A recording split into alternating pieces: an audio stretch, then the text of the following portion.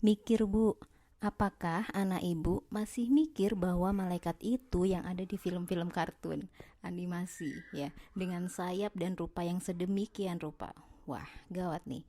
Yuk kita simak cara yang benar mengenalkan malaikat pada anak di episode kita kali ini. Assalamualaikum warahmatullahi wabarakatuh. Selamat datang di Mikir Bu Podcast. Bantu ibu bacain buku saat sibuk, agar ibu tetap belajar meski lagi ngurus rumah, anak, kerjaan, gedebak-gedebuk. Oke, kali ini kita masih baca buku Nurturing Iman in Children dari Dr. Aisyah Hamdan. Kali ini kita akan membaca chapter 7, bagaimana mengenalkan malaikat kepada anak-anak kita.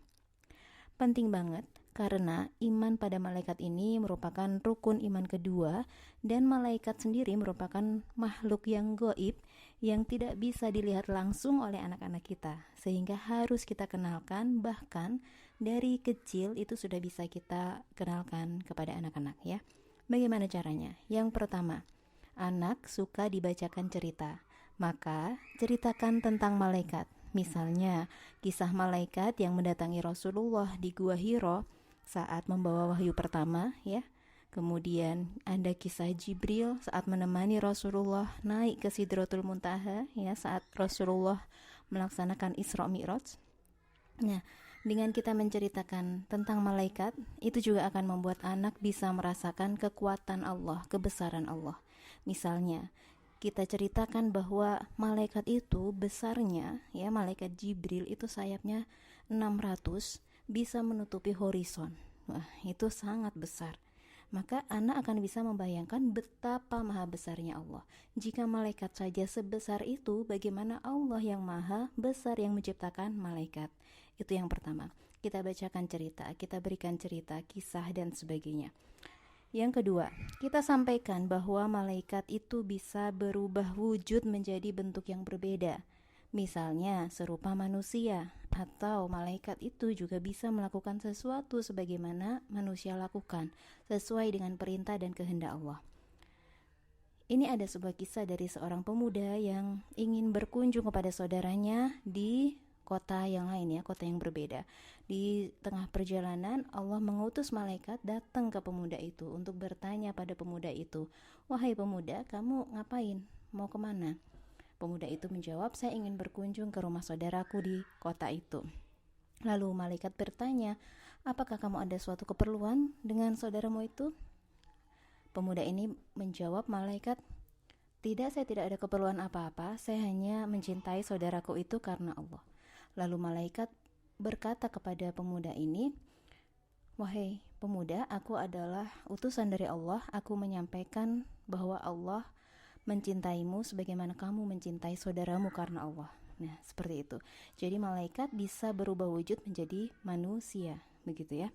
Kemudian ada kisah lagi seorang lelaki yang sudah membunuh 99 orang, lalu dia merasa ingin bertobat, atau dia ragu, dia ingin mencari tahu apakah dosanya masih bisa diampuni atau enggak ya. Dia berjalan menuju sebuah tempat, bertemu biarawan di situ. Lalu di situ dia mendapatkan sambutan yang negatif yang mungkin membuatnya marah, dan dia bunuh orang tersebut. Lalu berarti genap ya 100. Lalu dia pergi lagi ke suatu tempat, dia ingin mencari apakah dia bisa diampuni nggak dosanya udah membunuh 100 orang ini. Lalu ada seseorang menyampaikan kepadanya, mengarahkan dia untuk pergi ke sebuah desa di mana di sana dia bisa bertaubat. Lalu lelaki ini berjalan menuju desa tersebut, namun di pertengahan jalan atau di perjalanan itu lelaki itu meninggal dunia. Malaikat azab dan malaikat rahmat datang di situ berdebat, apakah nih pemuda akan diampuni oleh Allah atau tidak. Lalu Allah memerintahkan si kota tempat tujuan atau desa tujuan pemuda itu bertobat tadi untuk mendekat ke arah si pemuda meninggal. Lalu Allah memerintahkan pula desa asal si pemuda ini untuk lebih menjauh dari dari lokasi si pemuda ini meninggal. Kemudian Allah memerintahkan malaikat dua itu tadi mengukur jaraknya, mana yang lebih dekat dari si pemuda. Dan benar saja yang lebih dekat tentu saja desa tempat tujuan dari si lelaki ini ingin bertaubat. Maka Allah ampuni lelaki ini. Di sini Allah memerintahkan malaikat melakukan sesuatu atau melakukan perbuatan yang bisa dilakukan oleh manusia. Ini semua sesuai dengan kehendak Allah. Nah, seperti itu. Ada banyak cerita yang lain yang bisa digali kita oleh orang tua ya, untuk menguatkan keyakinan bahwa memang malaikat ini benar kok adanya. Dan malaikat ini Allah perintahkan untuk melakukan berbagai hal sesuai dengan kehendak Allah. Nah, anak juga akan paham bahwa malaikat itu diperintahkan oleh Allah untuk mengintervensi kehidupan manusia. Kenapa? Karena Allah itu peduli kepada hambanya dengan berbagai macam tugasnya, dengan berbagai macam hal yang dilakukan oleh malaikat. Nah, ini yang kedua ya, kita menyampaikan bahwa malaikat bisa berubah wujud menjadi manusia atau melakukan perbuatan sebagaimana manusia. Yang ketiga, kita mengajarkan tentang malaikat ini dengan dialog dengan anak. Misalnya sore-sore hujan turun, kita tanya kepada anak, "Nah, siapa nih yang menurunkan hujan? Malaikat apa nih yang menurunkan hujan?" "Oh, malaikat Malik." Nah, seperti itu ya. Sehingga meskipun kita tidak bisa atau anak mungkin tidak bisa melihat malaikat, tapi anak bisa meyakini keberadaan malaikat ya, dengan sesuatu kesehariannya itu tadi. Lalu yang keempat, anak harus diajarkan bahwa malaikat itu ikut berperan loh dalam berbagai aspek kehidupan kita dari lahir sampai setelah meninggal bahkan ya. Misalnya saat di rahim, sebelum lahir pun sudah ada peran malaikat di situ. Kita ceritakan bahwa ketika di rahim, malaikat sudah menjaga kita, menjaga janin ya, janin agar tumbuh berkembang dengan baik. Lalu ketika di 4 bulan ya, malaikat meniupkan ruh. Lalu ketika anak balik, maka ada 2 orang malaikat yang bertugas mencatat segala perbuatan si anak tersebut, yang sudah balik ya. Kemudian setiap saat ada malaikat yang menjaga kita. Kemudian ada malaikat yang mendoakan kita saat berada di majelis, saat kita belajar, saat kita mengajar, saat kita berada di masjid dan sebagainya. Kemudian ada malaikat yang mendampingi seseorang nanti saat di akhir hayatnya, yang kondisi malaikat tersebut sesuai dengan kondisi jiwa si calon mayat, apakah tampan atau buruk rupa dan sebagainya. Lalu ada malaikat yang akan menunggu kita ketika nanti kita masuk ke dalam kubur dengan pertanyaan kubur dan lain sebagainya. Bahwa kita harus mengajarkan kepada anak-anak kita bahwa ya malaikat itu berperan dalam berbagai aspek kehidupan kita. Ada malaikat, ada peran malaikat, ada tugas-tugas malaikat untuk mendampingi kita dan sebagainya. Lalu yang kelima, kita mengajarkan untuk senantiasa mengucapkan salam ketika kita masuk rumah, karena kita pahamkan kepada anak, mungkin ada malaikat yang ada di dalam rumah kita, jadi kita berikan salam kepada malaikat itu.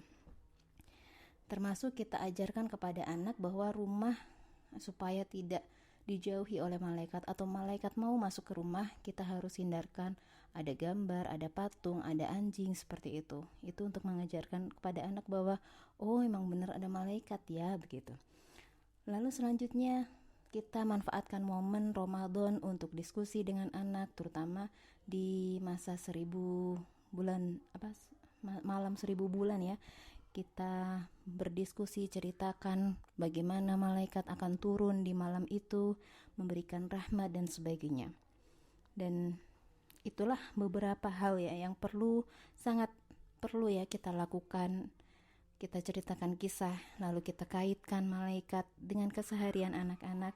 Itu akan menguatkan atau menanamkan keimanan anak-anak terhadap para malaikat yang gaib itu.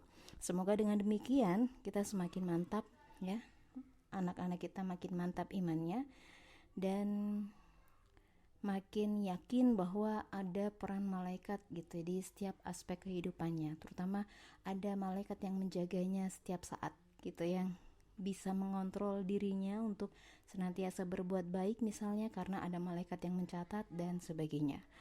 Oke, semoga episode kali ini bisa memberikan insight ya dari apa yang dituliskan oleh Ibu Dr. Aisyah Hamdan di bukunya. Ini beberapa insight yang saya dapatkan, yang saya catatkan, yang saya sampaikan, dan silahkan langsung rujuk kepada bukunya langsung untuk mendapatkan penjelasan yang lebih lengkap. Oke, semuanya, kita bertemu di episode selanjutnya di Mikir Book Podcast. Jangan lupa share, komen agar semakin bermanfaat insyaallah. Assalamualaikum warahmatullahi wabarakatuh.